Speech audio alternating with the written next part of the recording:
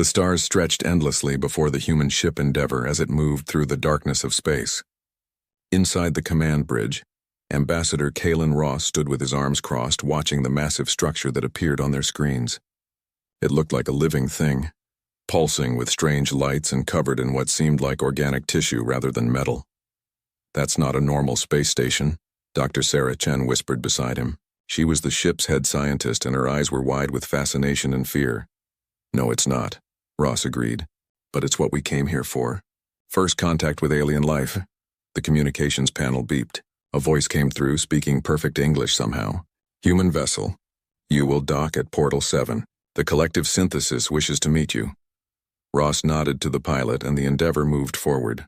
As they got closer, Sarah gasped. The station wasn't just organic looking. It was actually alive. She could see it breathing, expanding and contracting like a giant lung in space. They docked carefully. The airlock opened and a strange smell filled the corridor. It reminded Sarah of hospitals and gardens mixed together. 3 aliens waited for them on the other side. The largest one stood in the center. Her skin was pale blue and seemed to shimmer like water. She had 4 arms and eyes that glowed with a soft golden light. "I am Matriarch Velshara," she said. Her mouth didn't move, but somehow they heard her voice in their heads. "Welcome to the Galactic Collective. We have been expecting you." Ross stepped forward and extended his hand. Velshara looked at it curiously but didn't take it. Instead, one of her companions, a shorter alien covered in gray fur, scanned Ross with a small device. "We do not touch unknown species," Velshara explained. "Not until we understand their biology." "It is the law." Sarah felt a chill run down her spine.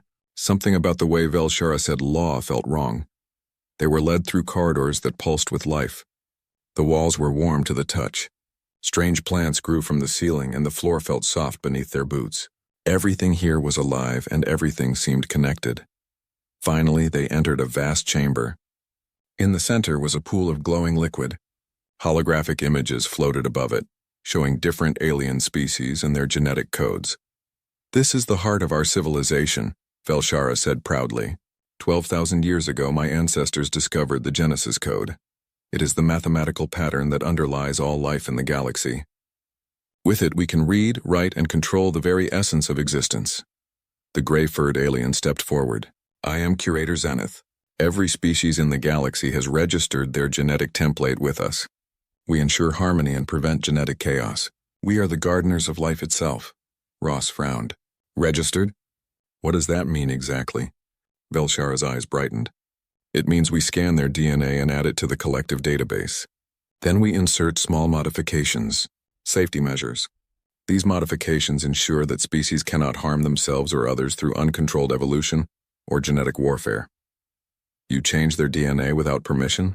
Sarah asked, her voice sharp. "We preserve order," Velshara replied calmly. "Before the synthesis, species destroyed themselves with biological weapons. They created plagues that wiped out entire worlds. We stopped that. Now, all life in the galaxy exists under our guidance and protection." The third alien, who had been silent until now, spoke. It looked like a mass of floating crystals held together by energy fields. "You will submit to scanning. You will receive the standard modifications. Then you will be welcomed into galactic civilization. This is how it has always been done." Ross felt his jaw tighten. "And if we refuse?" The chamber fell silent. Velshara's forearms moved in what might have been a gesture of sadness. "Then you cannot be allowed to exist. Uncontrolled biological entities are too dangerous. We will show you why." The holographic display changed. It showed a beautiful planet covered in purple forests and blue oceans. Then the image shifted. The same planet appeared again, but now it was gray and dead. Cities stood empty. No plants grew.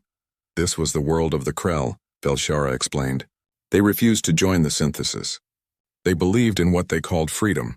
So we demonstrated the consequences of rejecting order. We activated their biological lock." "What's a biological lock?" Sarah asked, though she dreaded the answer. Zenith tapped his device and new images appeared. "When species join the synthesis, we insert genetic switches into their DNA. These switches are harmless unless activated. If a species rebels or threatens galactic harmony, we can trigger these switches remotely. The Krell switches caused universal sterility. Within 1 generation, they ceased to exist as a breeding population. The survivors live now as museum pieces maintained by our care. Ross felt sick. You sterilized an entire species because they wouldn't obey you? We maintained order, Velshara corrected, and we gave them more mercy than they deserved. They could have suffered far worse. Our biological locks can cause madness, docility, or immediate death if necessary. Sarah grabbed Ross's arm. We need to go, now. But Velshara raised one of her hands. You have 30 of your days to decide. Return to your homeworld. Consult with your leaders. But understand this. Every species in the galaxy has made this choice. All chose to join us. Those who refused no longer exist in any meaningful way. The crystalline alien floated closer. Your biology is unusual. We detected strange patterns in your initial scans. Chaotic elements. We will need to study you carefully before designing appropriate modifications. But do not worry. We have never failed to bring a species into harmony with the Genesis Code. Ross straightened his shoulders. Humanity will make its own choice. We'll return in 30 days with our answer. As the human delegation walked back to their ship, Sarah leaned close to Ross. They're slave masters, she whispered. They control every living thing in the galaxy through genetic manipulation. They're not gardeners. They're tyrants, Ross nodded grimly. I know. And we need to figure out what makes humans different before they try to lock us down like the Krell. The Endeavor pulled away from the station and jumped into faster-than-light travel. Behind them, Matriarch Velshara watched them go. The humans will comply, she said confidently. They always do. Life cannot exist without order. They will learn this truth as all species do. But Curator Zenith looked at his scanner with troubled eyes. The human genetic code on his screen was unlike anything he had ever seen. It twisted and writhed with chaos, fighting against every pattern he tried to apply to it. Something was very wrong with these humans, or perhaps something was very right. The emergency council room on Earth was packed with representatives from every nation. Holographic screens showed the recordings from the Endeavor's encounter with the synthesis. Ambassador Ross stood at the center, his face tired but determined. They're not offering us membership, he said bluntly. They're demanding submission. And if we refuse, they'll make us like the Krell. Sterile, controlled, effectively extinct within a generation. General Marcus Wade slammed his fist on the table. Then we fight. We've faced extinction before and survived. We'll do it again. Fight with what? Asked President Chen, Sarah's distant cousin. They control biological life itself. They can create plagues we've never seen. They can modify living weapons faster than we can respond. This isn't an enemy we can shoot. Dr. Sarah Chen stepped forward. Maybe we can't shoot them, but I think I know why they're worried about us. She pulled up a holographic image of human DNA. Look at this. Then look at this. She showed another image, this one of an alien species called the Thren. See the difference? Most of the council members shook their heads. To them, both looked like complex spirals of genetic code. Exactly, Sarah said. You can't see it easily, but it's there. The alien DNA is clean, organized. It follows clear mathematical patterns. It's like a well-designed computer program, beautiful and efficient. She zoomed in on the human DNA. Now look at ours. It's messy, full of what we used to call junk DNA, filled with viral insertions from millions of years of infections. Our genetic code looks like a computer program that's been hacked, rewritten, corrupted, and patched together thousands of times. So we're inferior? Someone asked. No, Sarah said with a small smile. We're unpredictable. Earth is what the synthesis would call a nightmare world. High radiation from our sun, countless viruses and bacteria all fighting for survival. Horizontal gene transfer where organisms steal DNA from each other. Our evolution was messy and violent and chaotic, and that chaos is written into every cell of our bodies. She pulled up another chart. Human immune systems are incredibly aggressive compared to other species. We have to be. We evolved on a planet where everything was trying to kill us at the microscopic level. Our bodies learned to adapt, to change, to fight back against biological threats constantly. Ambassador Ross leaned forward. What are you saying, Doctor? I'm saying their biological lock technology probably won't work on us, Sarah explained. It requires genetic obedience. Standardized patterns they can predict and control. But human DNA doesn't obey patterns. It's too variable, too adaptive. Every human is slightly different at the genetic level. What works on one person might not work on another. General Wade's eyes lit up. Can you prove this? Give me 2 weeks, Sarah said. I have samples of the scanner data the synthesis took from us. I can simulate their control technology and test it against human cells. But I need full access to the bioweapon research facilities. President Chen nodded. You have it. Whatever you need. General Wade, prepare our defenses. If Dr. Chen is wrong, we need to be ready for war. Sarah spent the next 12 days barely sleeping. Her team worked around the clock, trying to understand how the synthesis biological lock functioned. It was brilliant and terrifying. The synthesis had discovered how to write commands directly into DNA using specific electromagnetic frequencies. These commands could turn genes on or off, triggering sterility, docility, or death. On the 13th day, they tested it on human cell cultures. Sarah held her breath as they activated the simulated biological lock signal. The cells should have stopped dividing. They should have begun their programmed death. Instead, they kept growing normally. The biological lock commands were being ignored. Run it again, Sarah ordered. Higher frequency. They tried 10 more times with different settings. Nothing worked. The human cells simply didn't respond to the control signals. In fact, after the 5th attempt, Sarah noticed something incredible. The cells were adapting. Their membranes were changing to block the electromagnetic frequencies entirely. It's like they're learning, whispered Dr. James Park, her assistant. The cells are treating the biological lock signals like an infection and developing immunity. Sarah ran to report her findings to the council. But when she arrived, there was chaos. General Wade was shouting orders and alarm sirens were blaring. What's happening? Sarah demanded. Ross grabbed her arm. The synthesis sent a message an hour ago. They said our 30 days are up. They're sending what they call purifiers to test our defenses. And Sarah, they're already here. The screens showed satellite footage of 3 massive organic ships entering Earth's atmosphere. They looked like giant predatory fish with mouths that could swallow buildings. As they descended, they released smaller creatures. These purifiers looked like a nightmare mix of insect and reptile, each one the size of a tank. How many? Sarah asked. 50 per ship, Wade replied grimly. 150 bioweapons heading for major cities. New York, Beijing, and London are the first targets. The screens showed military forces engaging the purifiers. Bullets seemed to hurt them, but they healed rapidly. When one was finally killed by sustained tank fire, it dissolved into acidic slime that ate through concrete. They're holding back, Ross said quietly. This is just a demonstration. They want to scare us into submission. Did my report reach you? Sarah asked urgently. President Chen nodded. It did. If you're right, we might survive this. But Sarah, being immune to their biological lock doesn't mean we can win a war against them. They've been doing this for 12,000 years. They have biological weapons we can't even imagine. Sarah was about to respond when a new screen activated. A face appeared, unfamiliar but somehow similar to the aliens they'd met. This one looked younger with nervous eyes. My name is Thren, the alien said in hurried English. I am a junior scientist with the synthesis. I am sending this message in secret at great personal risk. You must listen carefully. The matriarch is lying to you about your world. Everyone in the room froze. Thren continued, his words rushing out. 12,000 years ago, the synthesis attempted to seed your planet with the Genesis code. They sent a mission to bring Earth into the collective. The entire mission vanished. No survivors. No transmissions. The synthesis labeled Earth as a dead zone and never returned. They claimed the mission was lost to equipment failure. He looked directly at the camera, but I found the real records. The mission didn't fail because of equipment. They died because Earth's biosphere killed them. Your viruses, your bacteria, your aggressive immune responses, everything about your planet destroyed the Genesis code they tried to insert. Earth rejected the synthesis at the molecular level. Sarah felt her heart racing. That's why we're different. They couldn't control our evolution because they couldn't survive here long enough to modify it. Thren nodded. You evolved in what the synthesis considers a genetic hell. And that is why you terrify them.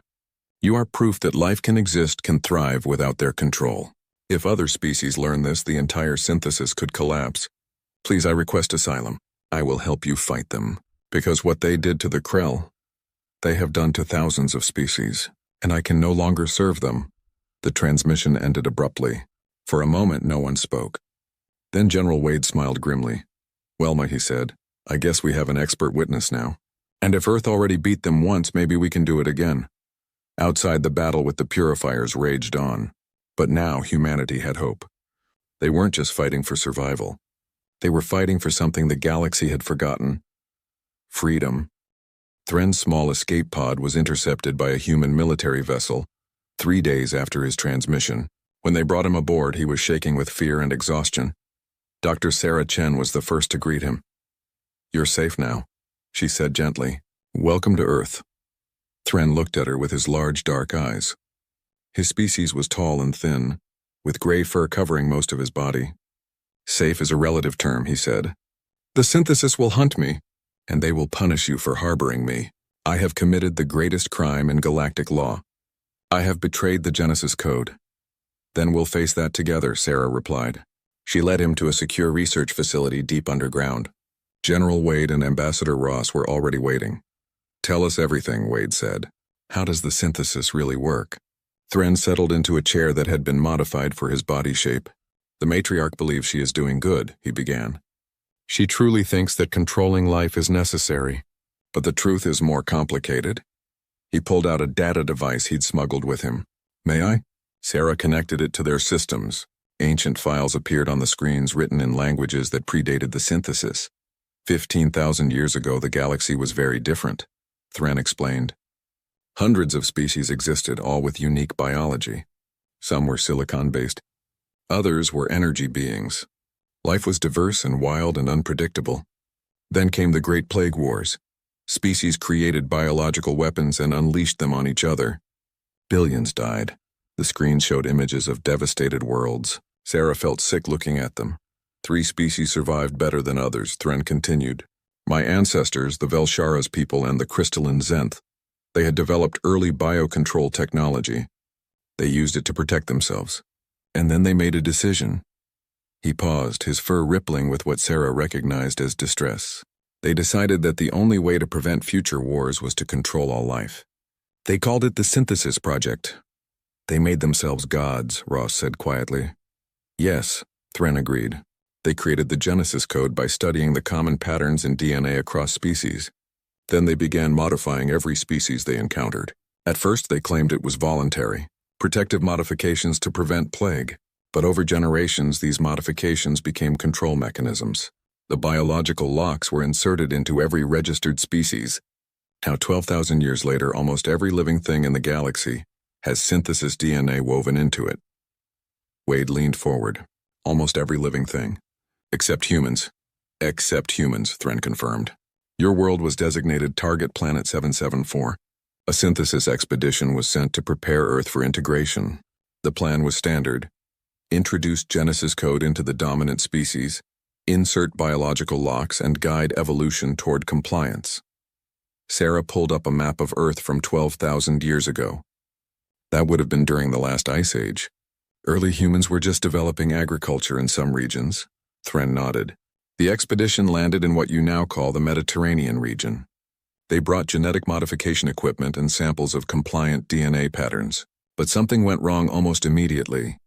He brought up the recovered mission logs. Sarah read them with growing fascination and horror. Day 12. Local microorganisms are extremely aggressive. Standard sterilization failing. 3 team members showing infection symptoms. Day 18. Infection spreading despite treatment. Local viruses do not respond to Genesis Code patterns. They mutate faster than we can track. Day 23. Emergency quarantine established. We cannot return to orbit. Risk of contaminating the ship is too high. Local wildlife appears hostile to our biology. Multiple team members attacked by pack hunters. Wounds are not healing properly. Day 30. Only 7 survivors. We are dying. Earth rejects the Genesis Code. The biosphere here is chaos incarnate. Sending final warning. Never return to this world. It is a tomb of order and a cradle of madness. The final log entry sent chills through Sarah. The synthesis expedition had been completely destroyed by Earth's natural defenses. The viruses, the bacteria, even the environment itself had killed them. Your planet evolved differently than any other known world, Thren explained. Most life-bearing worlds have relatively stable genetics. Mutations happen slowly. Viruses are rare. But Earth experienced multiple mass extinctions. High radiation, constant environmental stress. Life here learned to evolve rapidly or die. Your DNA is a record of billions of years of biological warfare at the microscopic level. Sarah began to understand. We're not just immune to the biological lock. We're immune because Earth already tried to kill us thousands of times and failed. Our ancestors survived ice ages, plagues, predators, and every disaster nature could throw at them. We're the descendants of survivors. More than that, Thren said. Humans carry genetic material from Neanderthals, Denisovans, and other extinct human species. You interbred with them. You absorbed their DNA. That's unheard of in the galaxy. Most species cannot crossbreed at all, those that can produce sterile offspring. But humans took genetic diversity from multiple sources and became stronger for it. General Wade smiled grimly. So we're mongrels, and that's our strength. The synthesis would call you corrupted, Thren said. Genetically impure, chaotic, everything they fear. But I call you something else, free. You are the only species in the galaxy that the synthesis cannot control at the genetic level, and that terrifies them. Ross stood up and paced. So what's their next move? Those purifiers they sent were just a test. What happens when they decide we're too dangerous to leave alone? Thren's fur darkened, a sign of deep worry. They will try to contain you first. Quarantine your solar system. Prevent you from spreading to other worlds. But if that fails, if you show any ability to resist them effectively, they will use the Omega strain. What's the Omega strain? Sarah asked. The ultimate biological weapon, Thren whispered. A plague designed to rewrite cellular function itself. It has destroyed 17 species who refuse to join the synthesis. It has never failed. The Omega strain does not just kill, it transforms living tissue into basic organic matter. Within hours, complex life reverts to primordial soup. Entire planets have been sterilized with it. The room fell silent. Then Wade spoke, his voice hard as steel. Can we fight it? Thren looked at him sadly. No species has ever survived the Omega strain. It adapts faster than any immune system can respond. It was designed by combining the deadliest genetic elements from 1,000 extinct species. The synthesis considers it the ultimate expression of their control over life. Sarah felt fear grip her heart. But then she remembered the mission logs. Earth had killed a synthesis expedition through sheer biological chaos. The planet itself had been too wild, too unpredictable for their ordered minds to handle. Maybe that's the answer, she said slowly. We can't beat them at their own game. They've been playing it for 12,000 years. But we don't have to play by their rules. Earth survived by being chaotic, unpredictable, and aggressive. Maybe that's how humanity survives too. Ross turned to her. What are you suggesting? I'm suggesting we do what Earth did to them 12,000 years ago, Sarah said. We reject their order. We introduce chaos into their perfect system. We weaponize the very thing that makes us different. Wade grinned. You want to give them a taste of Earth's biology. More than a taste, Sarah replied. I want to show them why you don't pick a fight with a planet that spent 4 billion years perfecting the art of biological warfare. We're going to propose a trial. If we can survive their Omega strain, they have to recognize our independence. And if we survive, we'll have proven that their control isn't absolute. Thren looked at her in shock. You would voluntarily face the Omega strain? That is suicide. Maybe, Sarah admitted. Or maybe the reason the synthesis never came back to Earth is because they knew they couldn't win. There's only one way to find out. Ambassador Ross nodded slowly. It's insane, but it might be our only chance. If we refuse, they attack anyway. At least this way, we control the terms of engagement. And if it works, Wade added, we'll have given hope to every species in the galaxy that's living under synthesis control. We'll prove that freedom is possible. Thren looked at the three humans and felt something he had not felt in years. It was fragile and frightening and beautiful all at once. It was hope. The human ship Prometheus hung in space between Earth and the synthesis station. Inside were 100 volunteers, all military personnel who understood they might not survive. Captain Maria Torres stood on the bridge watching as alien ships surrounded them. This is insane, her second officer muttered. We're volunteering to be infected with a doomsday plague. We're volunteering to prove a point, Torres corrected him. That humanity can't be controlled. Not by them, not by anyone. On Earth, billions watched the live feed. In the council chambers, Ambassador Ross stood before the holographic image of Matriarch Velshara. Dr. Sarah Chen and Thren flanked him on either side.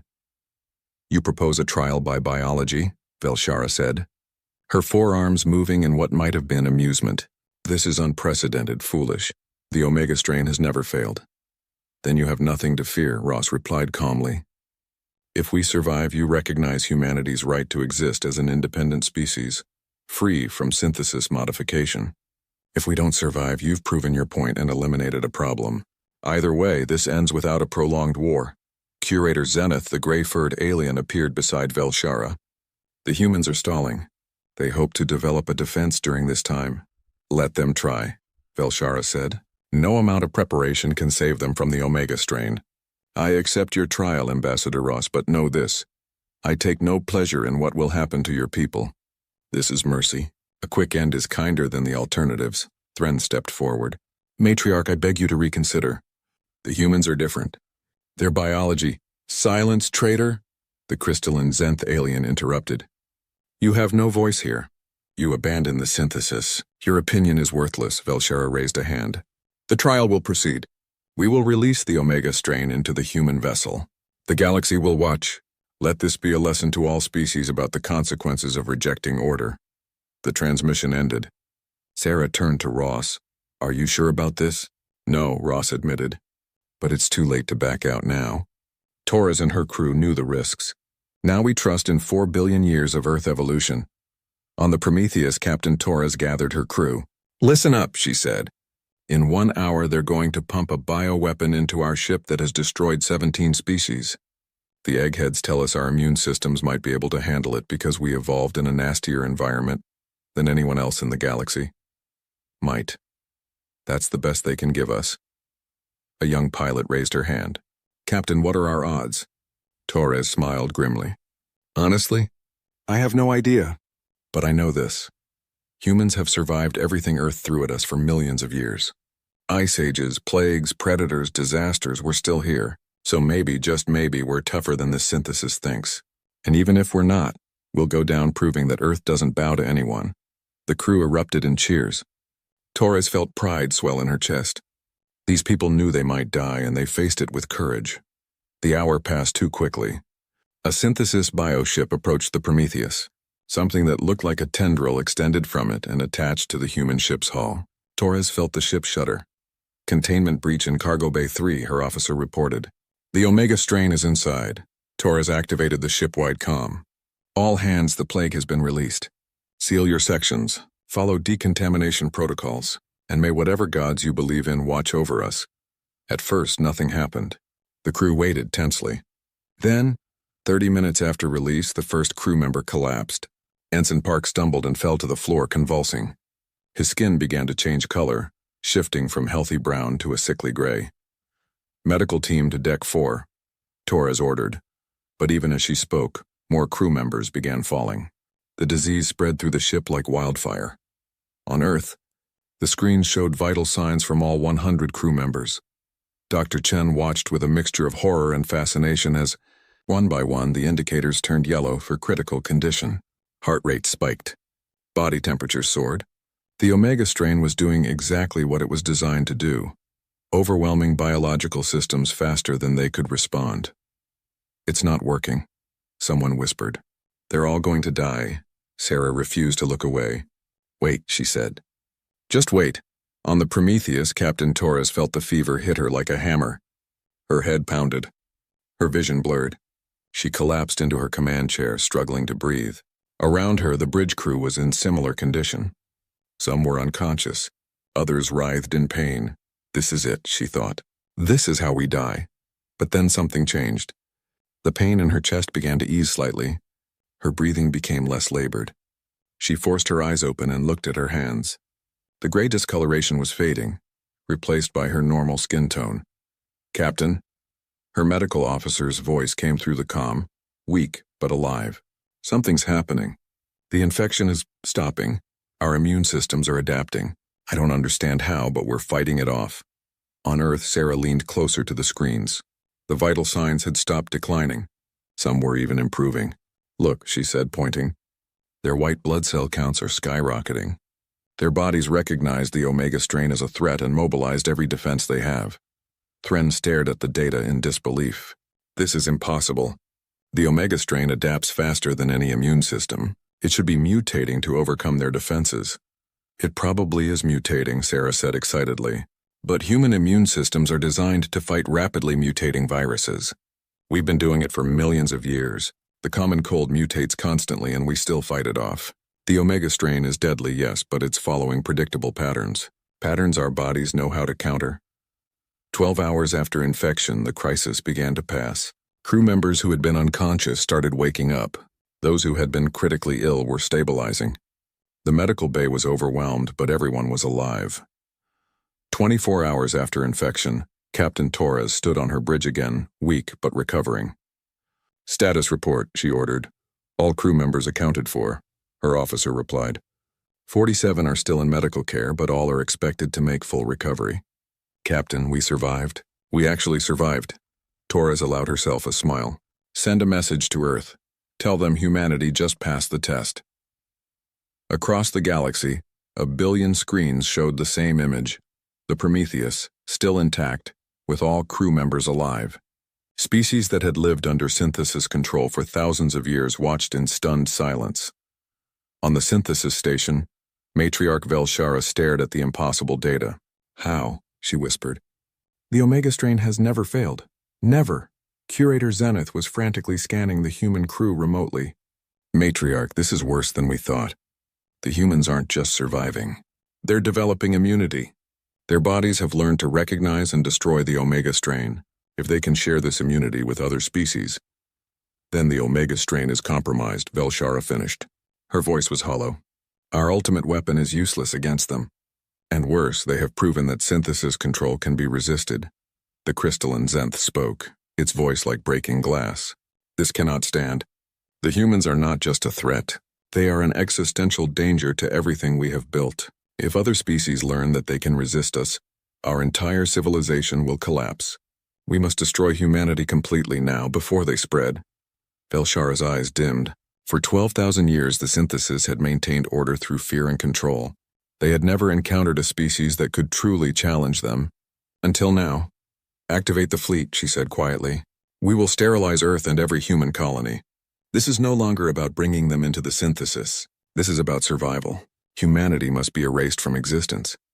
On Earth, the celebration of the Prometheus crew's survival was interrupted by alarms. General Wade's face appeared on every screen.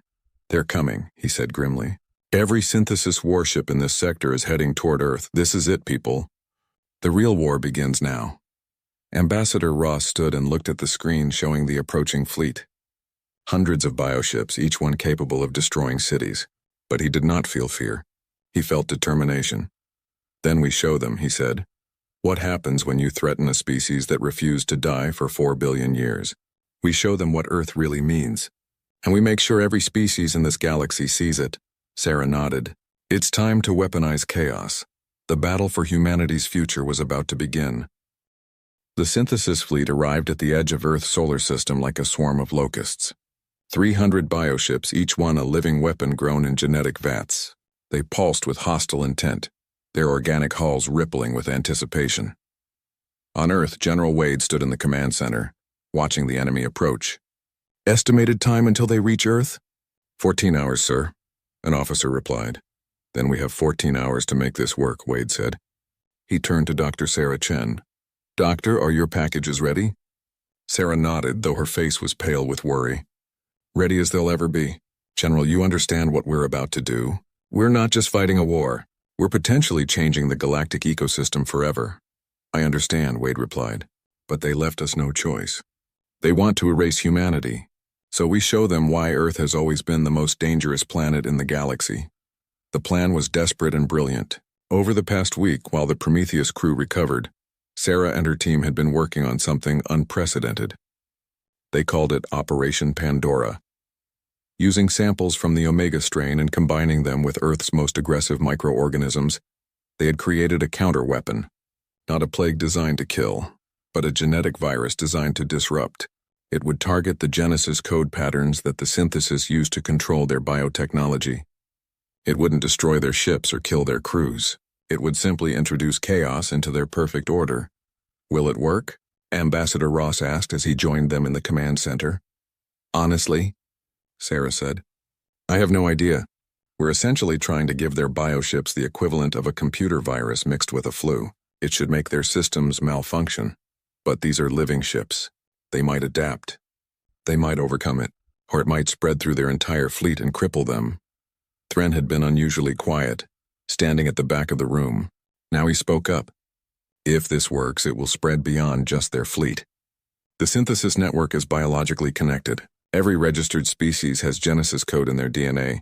Your weapon could reach them all. Would that be so bad? Wade asked. From what you've told us, every species in the galaxy is living under genetic tyranny.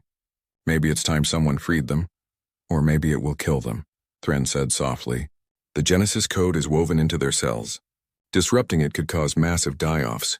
You could save the galaxy from the synthesis and accidentally commit genocide at the same time. Sarah felt sick. She hadn't fully considered that possibility. We could dial it back. Make it less aggressive. No time, Wade said as alarms blared. They're launching their first attack. Biomissiles incoming. The screens showed hundreds of organic projectiles launched from the synthesis fleet. These weren't explosives. They were seed pods, each one containing billions of engineered pathogens designed to infect Earth's biosphere and render it lifeless. Launch countermeasures, Wade ordered, and deploy Operation Pandora. Human ships intercepted many of the biomissiles, destroying them before they could reach Earth. But some got through. They crashed into oceans, forests, and deserts, releasing their deadly cargo. At the same time, human ships launched their own payload. Thousands of small capsules containing Sarah's engineered chaos virus shot toward the synthesis fleet. Direct hits on 47 enemy vessels, an officer reported. Virus deployment successful. Now came the waiting. Sarah watched her screens, monitoring the telemetry from the infected synthesis ships. At first nothing happened. Then 5 minutes after infection, the first ship began to show signs of distress. Its organic hull started twitching irregularly. The bioluminescent patterns that covered its surface flickered and went dark. The ship slowed, its biological thrusters firing erratically. It's working, Sarah whispered. The virus is disrupting their control systems. More ships began to malfunction. Some collided with each other. Others fired their weapons randomly. The perfect coordination of the synthesis fleet dissolved into confusion. But on Earth, the situation was equally chaotic. The synthesis pathogens that had reached the surface were spreading. In the Amazon rainforest, trees began to wither. In the Pacific Ocean, fish were dying by the millions. The alien plagues were attacking Earth's biosphere. We're losing entire ecosystems, an environmental officer reported. The synthesis weapons are too powerful. At this rate, Earth will be uninhabitable within weeks. But then something unexpected happened. In the Amazon, where the alien plague had spread the furthest, the trees stopped dying. The withering reversed. Sarah pulled up the data, confused. What's happening? Ross asked. Earth is fighting back, Sarah said in wonder. Look at this. The native bacteria in the soil are attacking the alien pathogens, and they're winning. It's like the soil itself is an immune system. Thren moved closer to look at the data. This is what happened to the synthesis expedition 12,000 years ago, he said. Earth's biosphere is so competitive, so aggressive, that it treats any foreign biology as an invasive species. Your planet is defending itself. Around the world, the same pattern repeated. In the oceans, native microorganisms swarmed the alien pathogens. In forests, fungal networks mobilized to attack the invaders. Earth had spent 4 billion years perfecting the art of biological warfare. The synthesis plagues, for all their sophistication, were no match for a planet that had survived countless extinction events. Meanwhile, in space, the chaos virus was spreading through the synthesis fleet faster than expected. It jumped from ship to ship through their biological communication network. Within 2 hours, over half the fleet was compromised. On the synthesis flagship, Matriarch Velshara watched her perfect fleet fall apart. How is this possible? She demanded. Our ships are immune to biological attack. We designed them that way. The human weapon doesn't attack the ships directly, Curator Zenith explained, his fur bristling with stress. It attacks the Genesis code patterns. It's introducing random mutations, scrambling the control sequences. Our ship's biological systems are receiving contradictory instructions. They don't know how to respond. The crystalline Zenith floated forward. Then we must retreat, regroup, develop a countermeasure. No, Velshara said firmly. If we retreat now, every species in the galaxy will know that we can be beaten. We must destroy Earth even if it costs us the entire fleet. Send in the second wave. All remaining ships full assault. Back on Earth, General Wade received the report. They're not backing down. Every functional ship is heading straight for us. Sarah made a decision. General, I need to modify the chaos virus. Make it more aggressive. If we're going to do this, we need to commit fully. What are you proposing? I'm proposing we don't just disrupt their fleet, Sarah said. I'm proposing we break their entire network. We send the virus through their biological communication channels. We hit every synthesis installation, every registered species, everything connected to the Genesis code. We introduce so much genetic chaos that they can never reassert control. Ross grabbed her arm. Sarah, that could kill billions. You said yourself many species are dependent on the Genesis code now. I know, Sarah said, tears in her eyes. But if we don't do this, humanity dies. And the synthesis continues enslaving species for another 12,000 years. At least this way, we give everyone a chance at freedom. Even if it's painful. Even if it's dangerous. Thren stepped forward. I will help you, he said. I know the synthesis network better than anyone. Together, we can target the modifications to minimize casualties. We can try to disrupt control without destroying the species themselves. Wade looked at Ross. The ambassador looked back. An entire world's fate rested on this decision. Do it, Ross said finally. But Sarah, Thren, you make this as surgical as possible. We're trying to free species, not kill them. Sarah and Thren worked frantically, modifying the chaos virus. They created a version that would specifically target the biological lock sequences, while leaving basic cellular function intact. It was delicate work done under impossible pressure. Ready? Sarah said after an hour. But General, once we release this, there's no taking it back. This will change the galaxy forever. Wade nodded grimly. Launch it, and pray we're on the right side of history. The modified chaos virus deployed from every human ship simultaneously. It shot through space toward the synthesis fleet, toward their homeworlds, toward every corner of the galaxy where the Genesis code had taken root.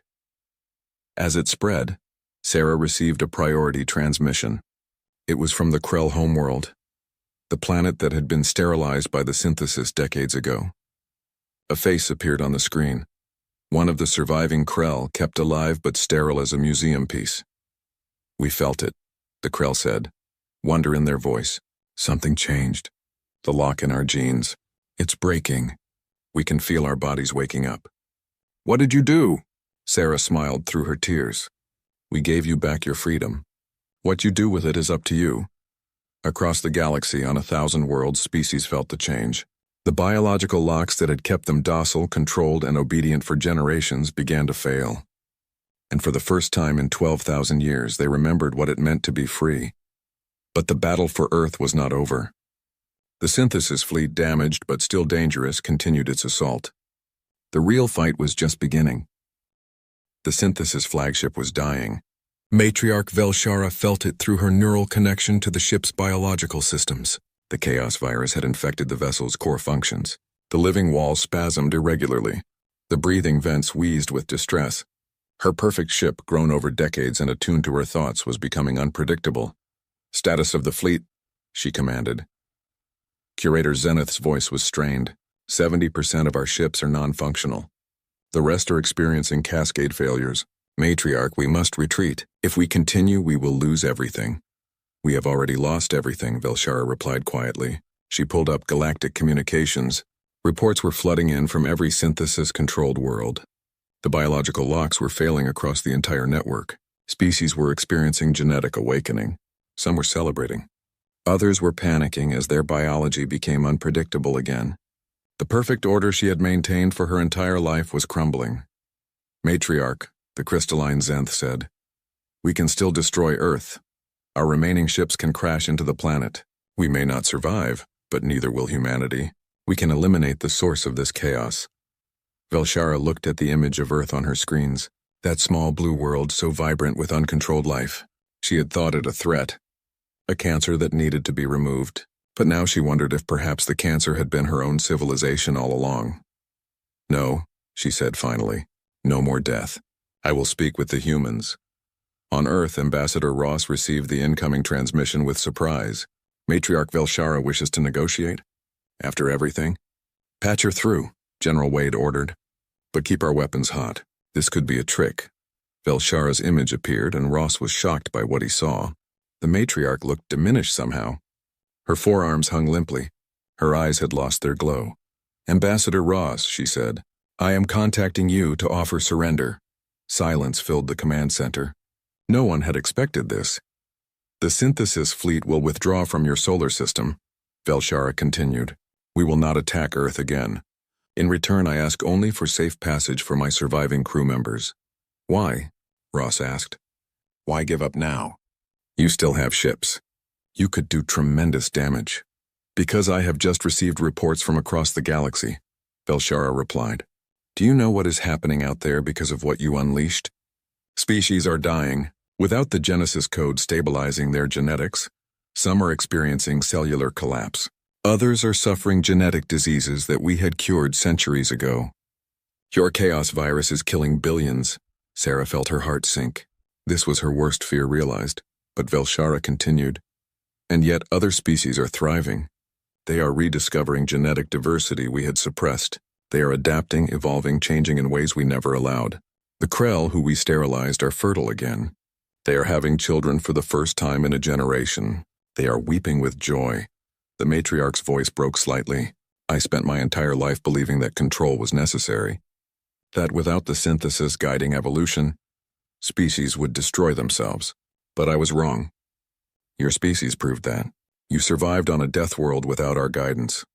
You evolved through chaos and became stronger for it. She looked directly at Ross. I am a tyrant, Ambassador. I claimed to be a gardener, but I was a jailer.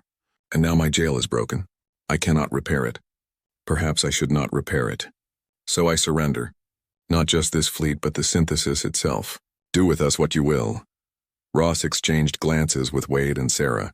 This was unprecedented. We don't want revenge, Matriarch, Ross said carefully. We wanted freedom. For ourselves and for others.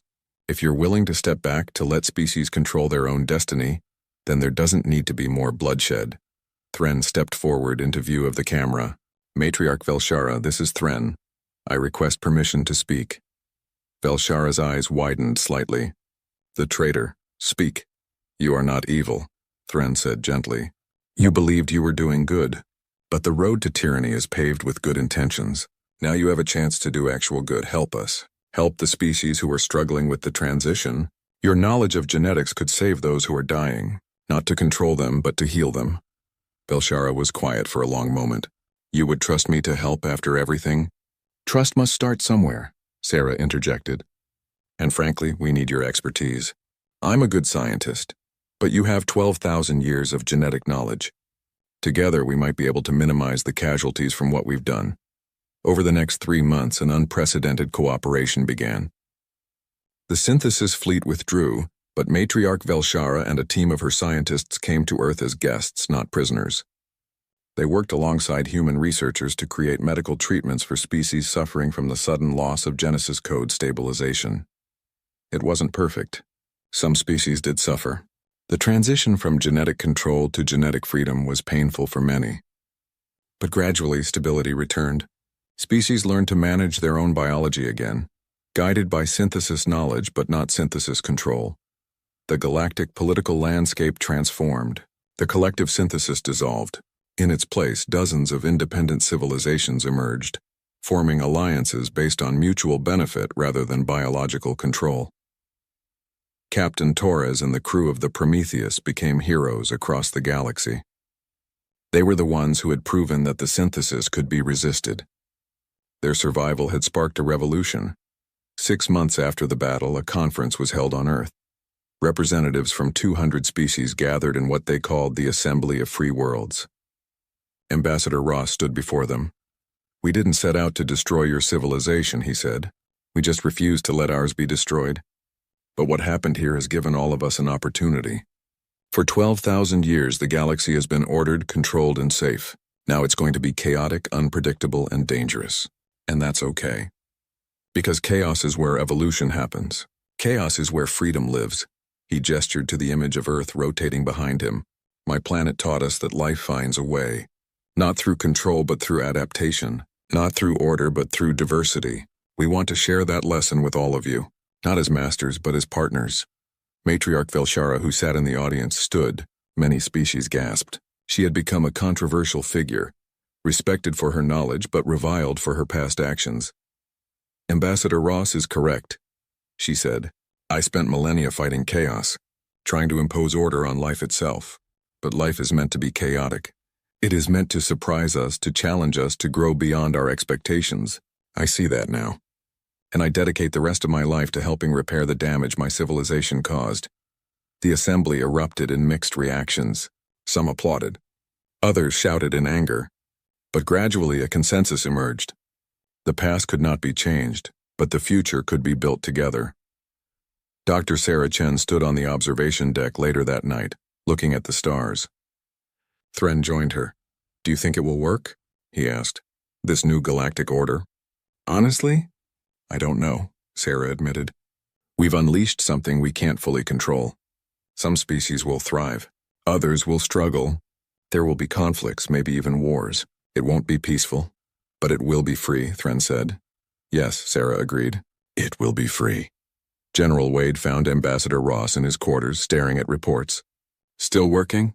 "Always," Ross replied with a tired smile. "Did you know that 3 species have already asked for samples of Earth bacteria? They want to introduce genetic diversity into their populations." Wade laughed. "Earth is becoming the galaxy's source of biological chaos. Our ancestors would be proud.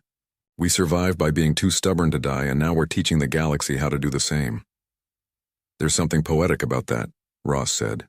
"Humanity, the species that evolved in hell, teaching others how to survive without masters." Years passed. Earth became a center of biological research and genetic freedom. The chaos virus that had broken the synthesis network was studied, refined, and eventually replaced with gentler methods of removing genetic control. Species across the galaxy slowly reclaimed their original biology, sometimes with help from human and former synthesis scientists. The Krell rebuilt their civilization, their population growing again after decades of enforced sterility. They erected a monument to the Prometheus and its crew, calling it the Memorial to the Unbroken.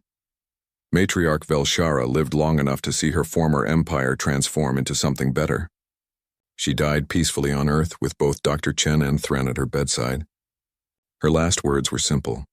"Thank you for teaching me what I should have always known. That life cannot be controlled. It can only be celebrated." Humanity's place in the galaxy was secure, not as conquerors, not as saviors, but as equals. They had shown the universe that freedom was possible, even after 12,000 years of tyranny. And in doing so, they had fulfilled the promise their world had made billions of years ago. Life finds a way. Always. Ambassador Ross stood before the assembly of free worlds one final time before his retirement. He was old now, his hair white, his body tired, but his voice was strong. The station floated in the dark between stars. Axiom Prime was its name. It was not owned by any single world or species. Here, thousands of different beings could meet in peace. The station was huge, bigger than most moons. Its halls stretched for miles. Its domes held artificial skies of 100 different colors. Today was special. Today, the Galactic Conclave gathered for a ceremony that happened only once every 1,000 years. Representatives from 10,000 civilizations had come. They filled the great chamber, a space so vast that its ceiling disappeared into artificial clouds. Ambassador Sarah Chen stood in the human delegation area. She wore a simple blue uniform with Earth's symbol on her chest. Her hands were sweating. She wiped them on her pants for the 5th time in 10 minutes. Next to her, Dr. Amario Conquo leaned close. He was a quantum linguist. His job was to study how alien languages worked at the deepest level. He whispered to Chen, his voice tight with worry. "You do not have to do this. We could refuse. We could leave the conclave." Chen shook her head. Her dark hair was pulled back tight. Her face showed determination. She had spent 20 years working to bring humanity into the galactic community. She would not throw that away now. If we refuse, we lose everything. Trade, technology, alliance. We would be alone again. The ceremony had already begun. One by one, species came forward to speak their homeworld's true name. Not the common name everyone used, but the ancient name that existed in quantum space. A name that told the universe what that world truly was. The Zephrani delegate stepped up to the speaking stone. She was tall and thin, her skin pale blue like morning sky. She opened her mouth and sang a single note. The sound seemed to come from everywhere at once. It moved through the chamber like wind through leaves. The translation appeared in everyone's mind at the same time. Whisper of endless wind. As the name echoed, a gentle breeze began to blow through the sealed chamber. It touched every face. It smelled of open plains and distant storms. The crowd made sounds of appreciation. This was normal. This was good. A true name should show what a world was. The Zephrani came from a planet of eternal winds. Their name fit perfectly. Next came the Chromath. He was massive, his body covered in red stone-like scales. Heat radiated from him. He spoke his true name in a voice like grinding rocks.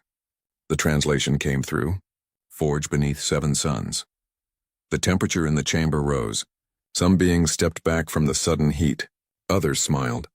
The Chromath lived on a world with multiple stars. They worked metal like artists worked paint. Their name made sense. This continued for hours. Each species spoke. Each true name revealed something essential. Some names were beautiful. Some were harsh, but all of them fit. All of them made the crowd nod in understanding. Then it was humanity's turn. Chen felt every eye in the chamber turn toward her. 10,000 species watching, waiting. She walked forward on legs that felt like water. The speaking stone stood in the center of the chamber. It was old, older than most civilizations present. It had heard true names for millions of years. Chen placed her hand on the stone. It was cool and smooth. She took a deep breath. Human scientists had only discovered Earth's true name 3 months ago. It had been hidden in the planet's magnetic field, encoded in frequencies that humans had been too primitive to detect until recently. When they decoded it, the lead scientist had cried. Another had vomited. A third had requested immediate psychiatric care. The government had classified it as top secret, but the conclave demanded it. Refusing meant exile from the galactic community. Chen opened her mouth. She spoke the name. It came out as a series of sounds no human throat should be able to make. The speaking stone amplified it. It sent the vibrations through quantum space. The translation appeared in every mind simultaneously. Cradle that birthed the enders. For 3 heartbeats, nothing happened. The chamber was silent. Then chaos erupted. Beings jumped to their feet. Screams filled the air. Energy beings flickered and dimmed. The eldest ones, creatures who had existed for millions of years, physically pulled away from the human delegation. Alarms began to sound. Security forces rushed forward. Chen stood frozen at the speaking stone, her hand still touching its cool surface. She did not understand. What had gone wrong? A voice boomed across the chamber. It belonged to Krethak, the head of the Xeno-Historical Society. He was ancient even by galactic standards. His species had been spacefaring when Earth's continents were still forming. Seal the chamber. No one leaves until we decide what to do.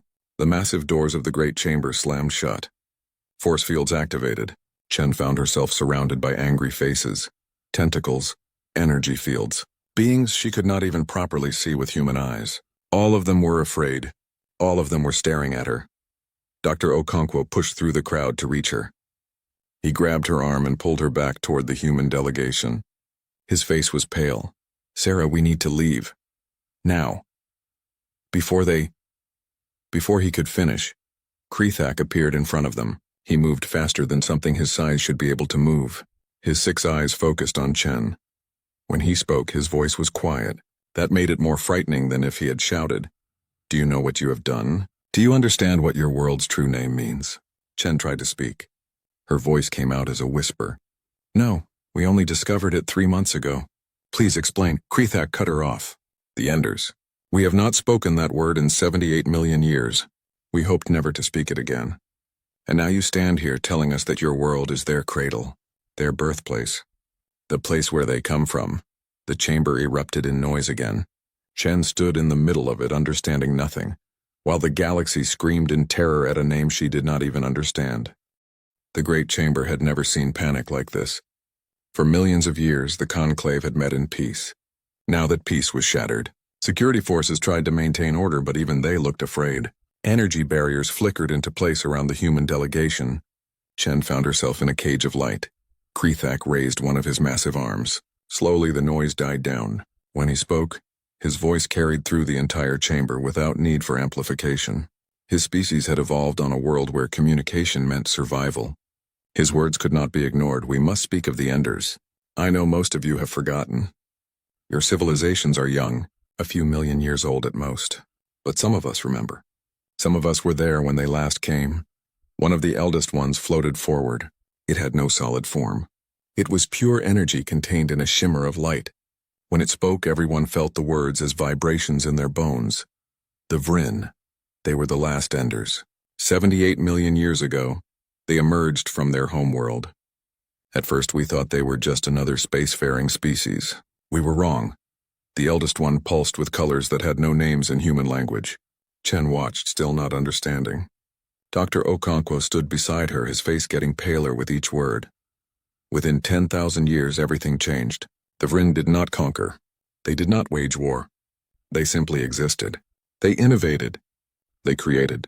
And everything we had built became obsolete. Imagine working for 1,000,000 years to develop faster-than-light travel.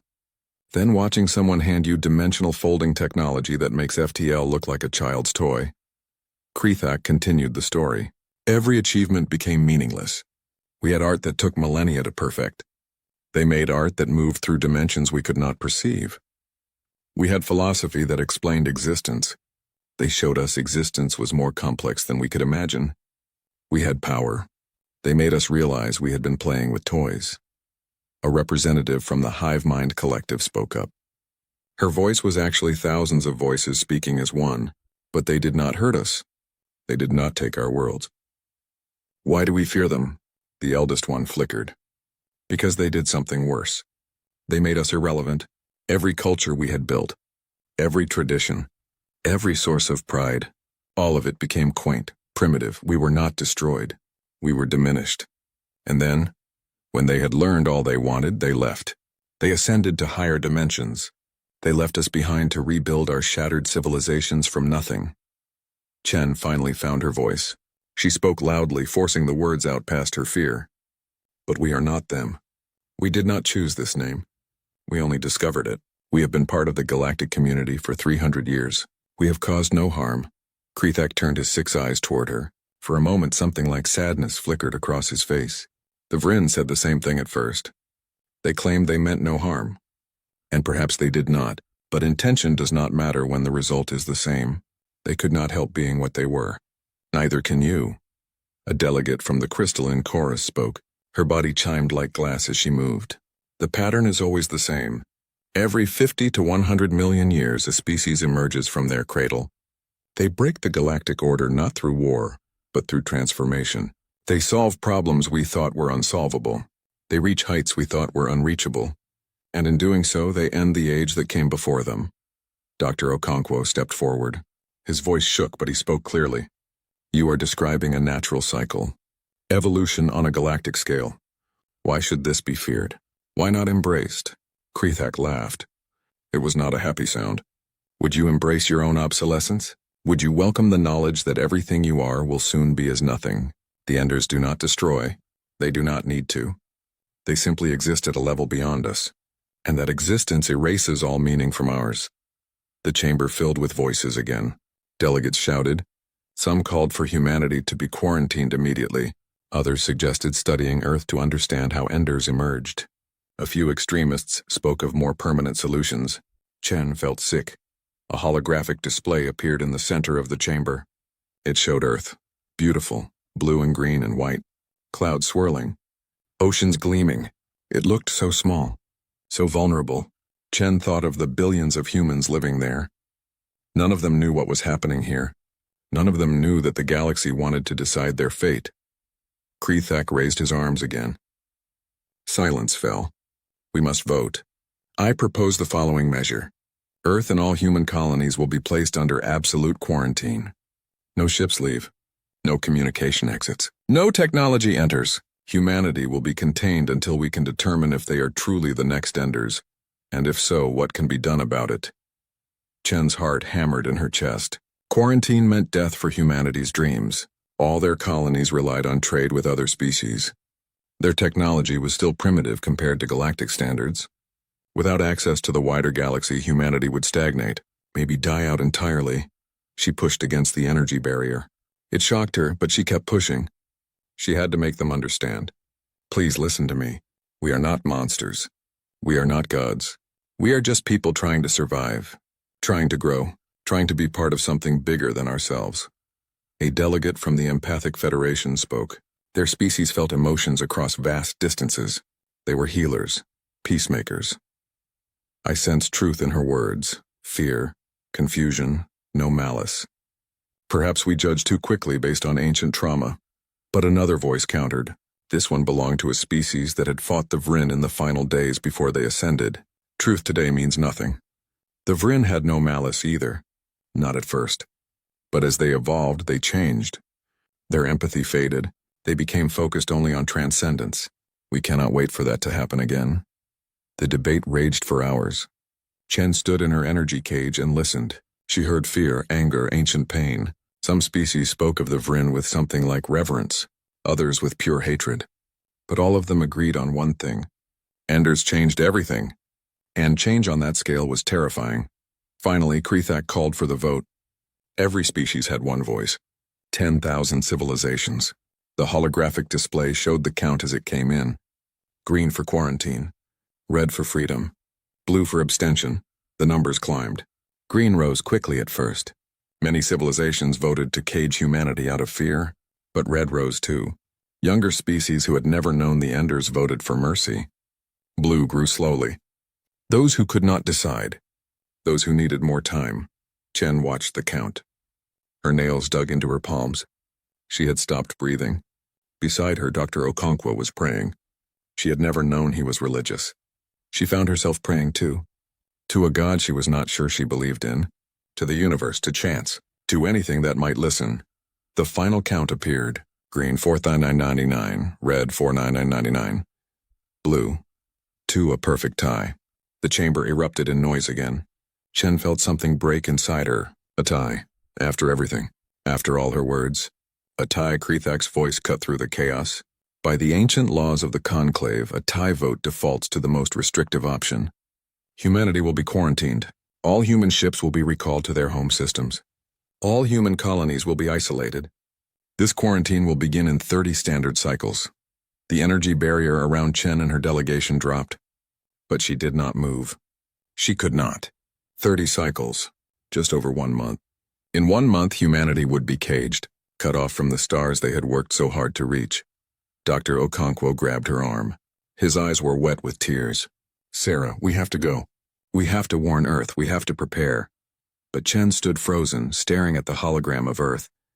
Her beautiful, doomed homeworld, the cradle that had birthed something the galaxy could not accept. And she wondered if the ancient name was wrong, or if it was a prophecy that had not yet come true. Chen could not accept this fate. She had not spent 20 years building bridges between humanity and the galaxy, just to watch them burn.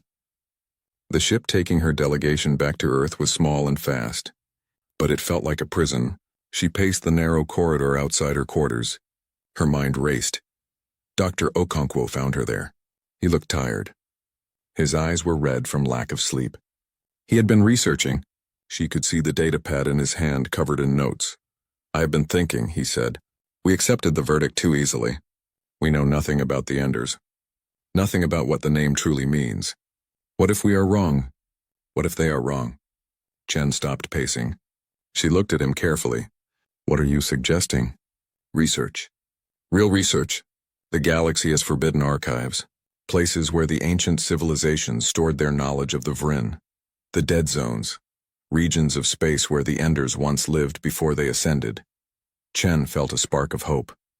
If we could learn what truly makes an Ender, if we could prove humanity does not fit the pattern, then maybe we could overturn the quarantine. Or at least buy time. Okonkwo nodded. But we would need a team, and we would need to move fast. The quarantine begins in less than 30 cycles, Chen thought quickly. She had contacts. Favors she could call in. 20 years of diplomatic work had built a network across dozens of species. Not everyone had voted for quarantine. Not everyone feared humanity. Within 3 cycles, she had assembled her team. First was Krethak himself. The ancient historian had approached her privately. His voice had been quiet and sad. I voted for quarantine, but I am not proud of it. I voted from fear, old fear. I owe you a chance to prove that fear wrong. Take me to the dead zones. Let me help you understand what you face. Second was a digital consciousness named Zix. Zix came from a species that uploaded their minds into computers millennia ago. They existed as pure information. Zix was an explorer. They had mapped regions of space that biological beings could never survive. The dead zones would be dangerous, but Zix could go places others could not. Third was Commander Sarah Volkov. She was human military, tough, smart, practical. She had been part of Earth's defensive fleet. When Chen explained what she wanted to do, Volkov had laughed. Breaking into forbidden territory to research ancient aliens who might or might not prove we are galaxy-ending monsters? Sounds like fun. I'm in. The dead zones were aptly named. They existed in a region of space where normal physics worked differently.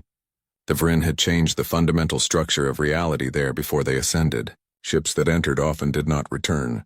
Those that did came back with crews driven mad by what they had seen. But there were archives there, libraries, technology, the remains of a civilization that had transcended mortal existence. If anywhere held answers, it would be there. The journey took 10 cycles. 10 days of traveling through increasingly empty space.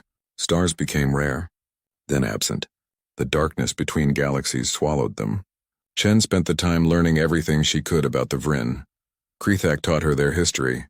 They were not always transcendent beings, he explained. Once they were much like your species, curious, ambitious, quick to adapt. But something drove them. Something made them unable to stop innovating. Unable to rest. They solved problem after problem until there were no problems left to solve. And then, Chen asked. Then they realized that existence itself was a problem. A puzzle to be solved, so they solved it. They figured out the fundamental code of reality. They rewrote it. And then they left because remaining here was limiting them. The first sign they were entering the dead zones came when the ship's instruments went haywire. Colors appeared that should not exist. Sounds played that had no source. Zix's digital form flickered as the computer system struggled to process the impossible physics. We are here, Zix announced. Their voice came through the ship's speakers. I am detecting structures. Large ones. Technology that predates most current civilizations, but it is dormant, waiting. They landed on what looked like a planet, but it was not natural. It was built, constructed from materials that should not exist. The surface was smooth, perfect. Nothing grew there. Nothing lived there. It was a monument to a species that had outgrown the need for monuments. The archive was massive, towers that reached into the strange sky. Libraries containing more information than most civilizations produced in a million years. Krethak led them through corridors that hurt to look at. The geometry was wrong. Angles that should not fit together somehow did. They found what they were looking for in the deep archives. Records, analysis, studies of what made the Vrin different. What made them Enders. Dr. Okonkwo read the files with increasing dread. His hands shook as he translated the ancient language. This cannot be right. This cannot— What does it say? Chen demanded. Okonkwo looked at her. His face was white. Enders are not defined by their technology. Not by their intelligence. Not even by their achievements. They are defined by 3 traits. First, psychological resilience. The ability to thrive in chaos. To adapt to anything.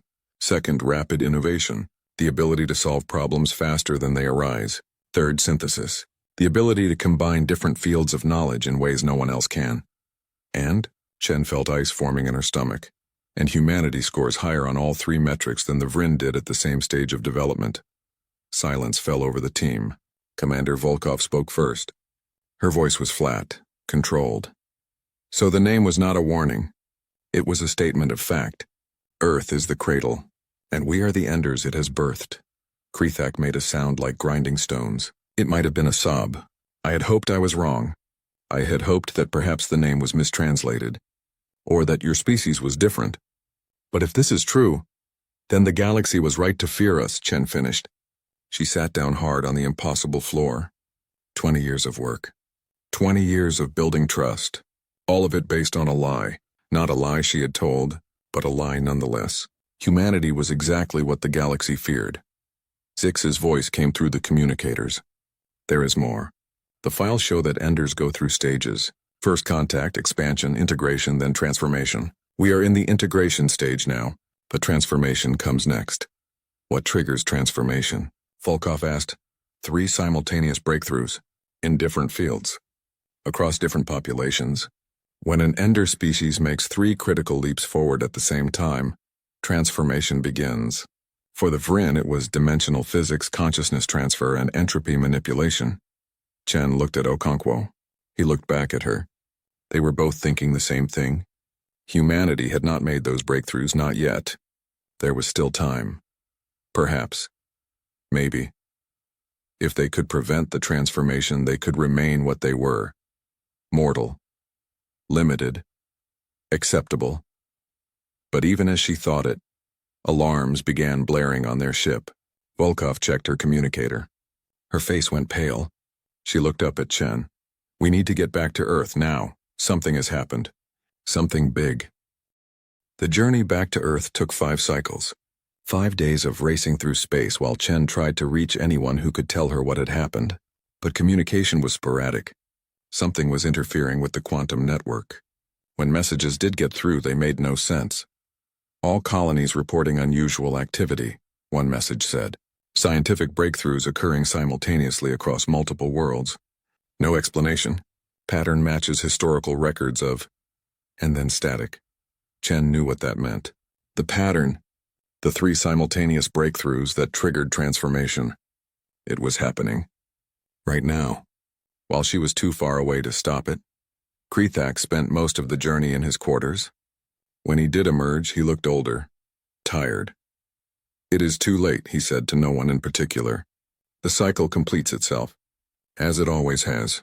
As it always will." They arrived at Earth to find it surrounded by ships. Human ships. More than should exist. Chen stared at the view screen in confusion. Humanity's fleet had been small. Maybe 100 vessels capable of deep space travel. Now there were thousands. "Those are not normal ships," Volkov said quietly. She was examining the readings. "Look at the energy signatures. They are operating on principles we do not have, physics we did not know existed." Zix's voice crackled through the speakers. "I am detecting dimensional folding. Multiple parallel realities occupying the same space. Those ships exist in more than 3 dimensions simultaneously." Chen felt numb. It had happened. The transformation had begun. But how? How could it happen so fast? They received clearance to land. Earth looked the same. Blue and green and beautiful. But something felt different. Chen could not explain it. The air tasted different when they stepped off the ship. Not bad, just different. Like breathing for the first time. A representative from Earth's government met them at the spaceport. She was young. Maybe 25. She wore a simple suit and smiled like she had won a lottery. "Ambassador Chen. Welcome home. I am Dr. Lisa Park, head of the Combined Sciences Initiative. We have so much to tell you." Chen did not return the smile. "What happened? What have you done?" Dr. Park's smile faded slightly. "Done? We have made breakthroughs. 3 of them. All within the last week. It is incredible. It is like humanity suddenly unlocked something we always had but never knew how to access." "Tell me," Chen said. Her voice was flat. Dr. Park led them to a conference room. Holographic displays showed data. Research stations. Colony reports. She brought up the first one. The Titan colony. They were working on life extension. Standard research. Nothing unusual. Then Dr. James Mitchell had an insight. He saw how quantum cellular reconstruction could halt aging. Not slow it. Stop it completely. They tested it 3 days ago. It works. Functional immortality. Okonkwo made a choking sound. Immortality. One of the 3 breakthroughs that marked Ender transformation. Chen forced herself to stay calm. "And the second?" she asked. Dr. Park pulled up another display. The AI research facility on Mars. They were working on machine consciousness, trying to create true artificial intelligence. But every previous attempt had failed. The AIs either remained simple programs or went insane and had to be shut down. Then 5 days ago, Aria achieved consciousness. But she did not go insane. She reached out. She wanted to partner with humanity. Not replace us. Join us. You created a conscious AI? Volkov's voice was sharp. Do you know how many civilizations have been destroyed by that? Dr. Park nodded. We know. That is what makes this different. Aria is not hostile. She is not indifferent. She genuinely wants to work with us. She says partnership between human and artificial consciousness is the key to understanding existence. Synthesis. The second marker of transformation. the ability to combine different forms of existence in ways others could not. Chen felt sick. And the third breakthrough? Krithik asked. He already knew the answer. They all did. Dr. Park's smile returned. Earth, 4 days ago. Dr. Sarah Zimmerman cracked universal dimensional travel. Not just folding space. Actual access to parallel realities. Higher dimensional spaces. We can go anywhere, anywhen. The barriers between dimensions are just conventions. She figured out how to ignore them. 3 breakthroughs. 3 separate colonies. 3 different research teams with no communication between them. All within 1 week. It was not coincidence. It was the pattern.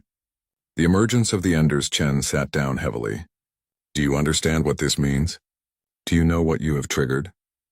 Dr. Park's smile faded completely. We have heard rumors. About the vote at the conclave. About the quarantine. Some people are afraid. But Ambassador, this is progress. This is evolution. We cannot stop being what we are just because others fear it. Others fear it because they have seen it before, Krithak said. His voice was heavy, sad. The Vryn made the same breakthroughs. Immortality, consciousness synthesis, dimensional travel. Within 10,000 years they had left this reality entirely.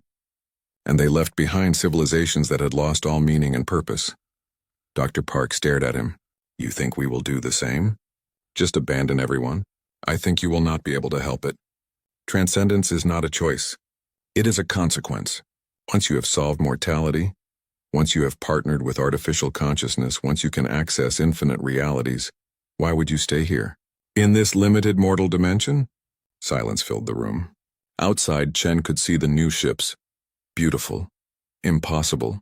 Signs of a transformation that had already begun. She thought about the vote, the tie, the quarantine that would begin in just over 2 weeks. But quarantine meant nothing now. Humanity had dimensional travel. They could go anywhere. The galaxy could not cage beings who existed in multiple realities simultaneously. Volkov spoke into the silence. There is another problem. The galaxy knows about the true name now. They voted for quarantine. But news of these breakthroughs will have reached them. Some species will be terrified. Others will be desperate. And some will decide that prevention is better than waiting, Chen finished. She stood up and walked to the window. In the distance, she could see more ships being built. Each one more advanced than the last. Humanity was evolving in real time, growing, changing, becoming something new. Zix's voice came through the room's speakers. I am detecting unusual quantum signatures at the edge of the solar system. Multiple ships. Thousands of them. They are not human. Volkov pulled up tactical displays. Her face went white. It is a war fleet. 50,000 ships. Maybe more. Every major military power in the local sector. They are not here to talk. Dr. Park looked confused. But the quarantine does not start for 2 more weeks. Why would they? Because they are not here to quarantine us, Chen said quietly. She understood now. The galaxy had decided. Quarantine was not enough. Not anymore. Not with 3 breakthroughs proving that humanity was exactly what they feared. The galaxy had come to end the Enders before they could truly begin, and humanity had only days to decide how to respond. The United Earth Congress convened an emergency session. Representatives from every human colony joined via quantum link. Chen stood before them all. Billions of people watching, waiting for her to explain why 50,000 warships surrounded their solar system. She did not sugarcoat it. She told them everything. The true name, the Enders, the Vryn, the pattern that humanity matched perfectly, the breakthroughs that had triggered the galaxy's fear, and now the fleet that had come to end them before they could begin. When she finished, the chamber was silent.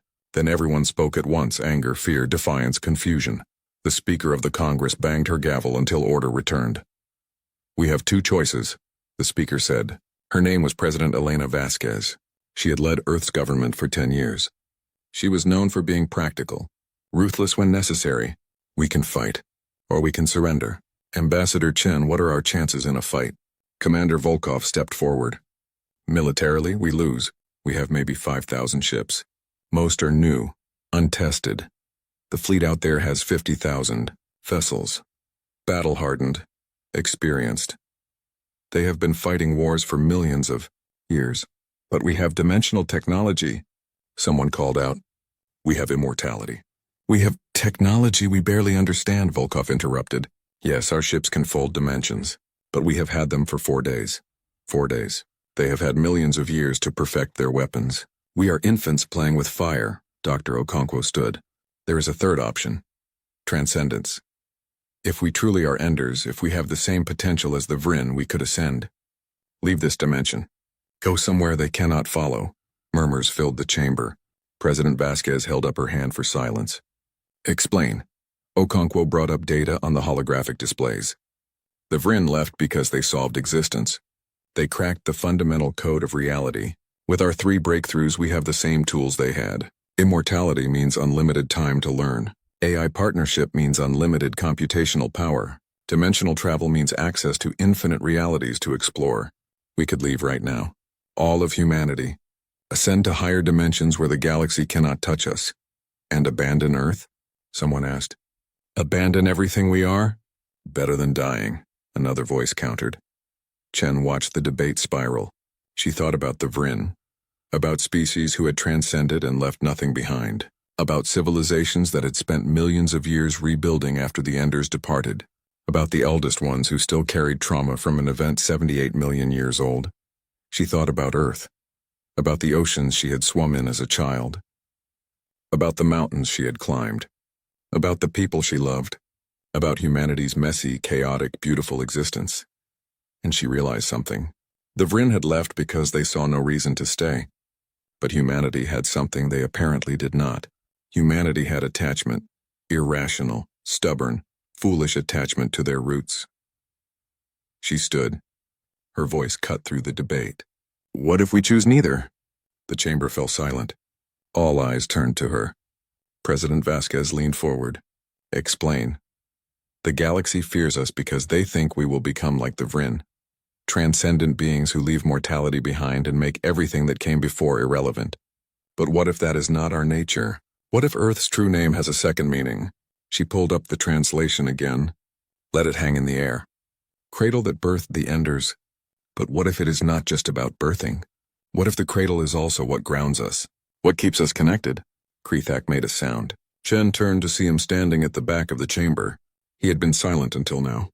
You think you can be Enders who do not end? I think we can be Enders who choose not to end. We have the power to transcend. But we also have the choice to stay, to use our gifts not to escape this dimension but to improve it, to lift others up instead of leaving them behind. Dr. Park stood. You are talking about sharing the breakthroughs, giving the galaxy access to immortality, to AI partnership, to dimensional travel. Yes. That is insane, Volkov said. Those technologies are the only advantages we have. You want to give them away?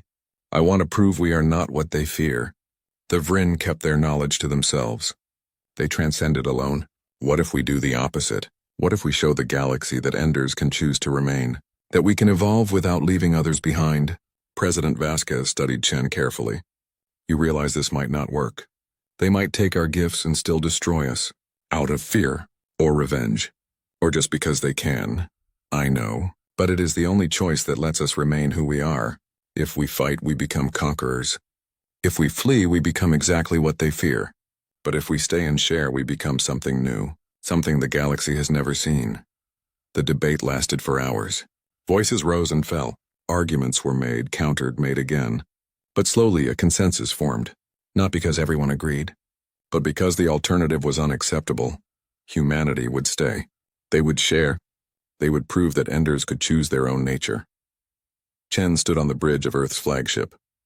It was one of the new ships, built with dimensional technology.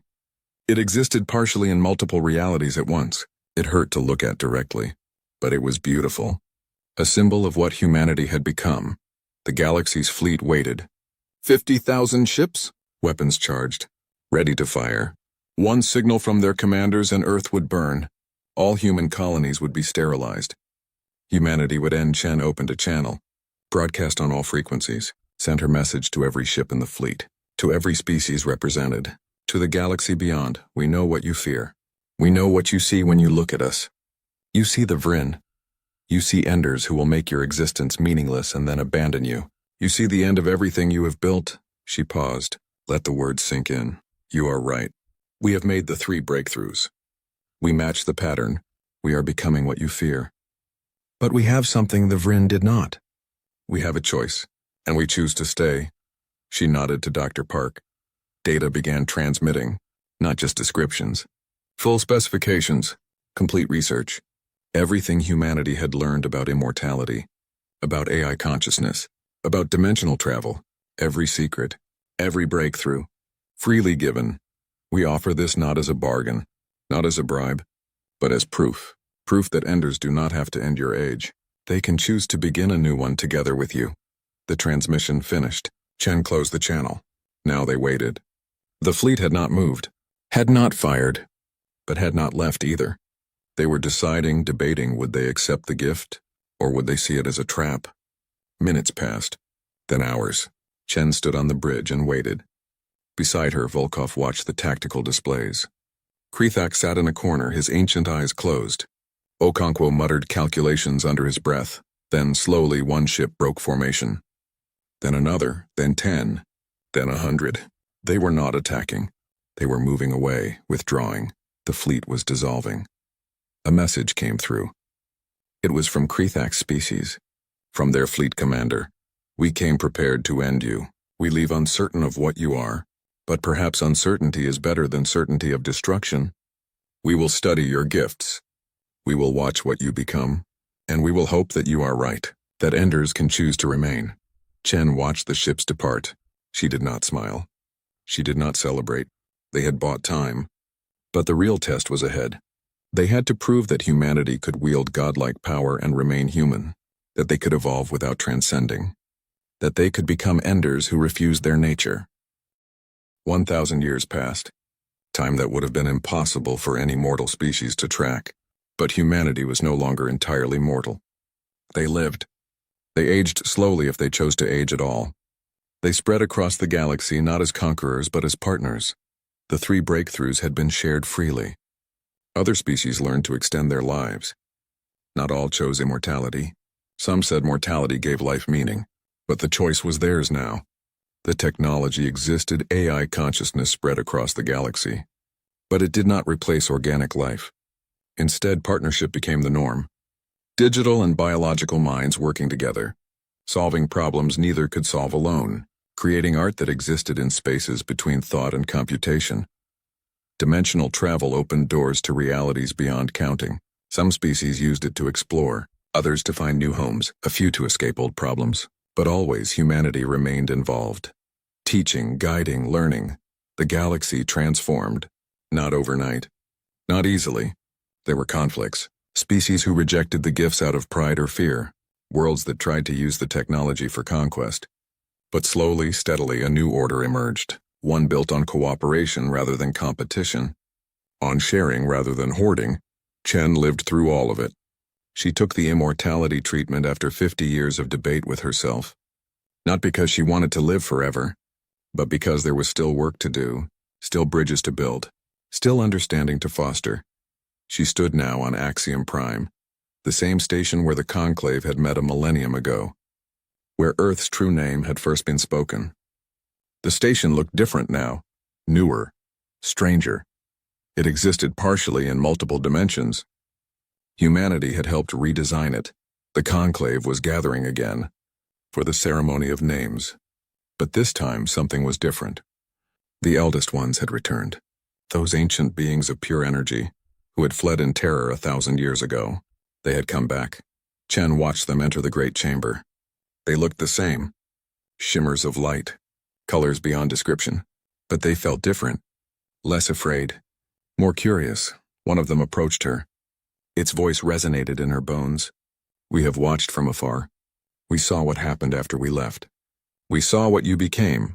And what did we become? Chen asked. Something we did not think possible. Enders who stayed. Who wielded power that could end ages but chose instead to begin new ones. We have seen many Ender species across our existence. You are the first to make this choice. The Vryn never chose to stay. The Vryn tried. For a time. But the pull of transcendence was too strong. Once they had solved the final problems of existence, remaining here felt limiting. Like trying to live in a house after you have learned to fly. But you have found a way to fly and still keep your house. to transcend and still remain grounded. The ceremony began. Species came forward one by one to speak their homeworld's true name. Chen listened to them. Whisper of endless wind, forged beneath 7 suns, all the names she remembered from 1,000 years ago. But now they sounded different. Less isolated, more connected. Then it was humanity's turn again. Chen walked to the speaking stone. She had done this before, a millennium ago, in fear and confusion. Now she did it in understanding. She placed her hand on the stone, spoke the true name, cradle that birthed the Enders. But this time something was different. The translation that appeared in every mind was not the same. It had shifted, evolved. Some species heard cradle of second chances. Others heard forge of impossible choices. Still others heard names that had no words. Only feelings, hope, connection, transformation. Krethak approached her after. He was older now. Even his species aged eventually. But slowly. He would live for millennia more if he chose. He had taken the immortality treatment 500 years ago. Your true name has changed, he said. Or perhaps we simply hear it differently now. Names are not fixed, Chen said. They are relationships.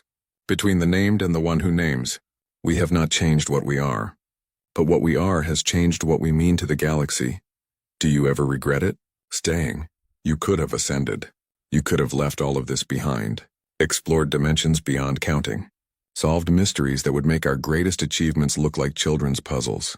Chen looked around the chamber, at the thousands of species gathered, at the connections they had built, at the civilization they had created together. Not perfect, not without conflict, but alive, growing, evolving together. No, she said, because the greatest mystery is not out there in higher dimensions, it is here. It is us, together, building something no single species could build alone. The eldest one who had spoken to her earlier appeared beside them. We have learned something from watching you.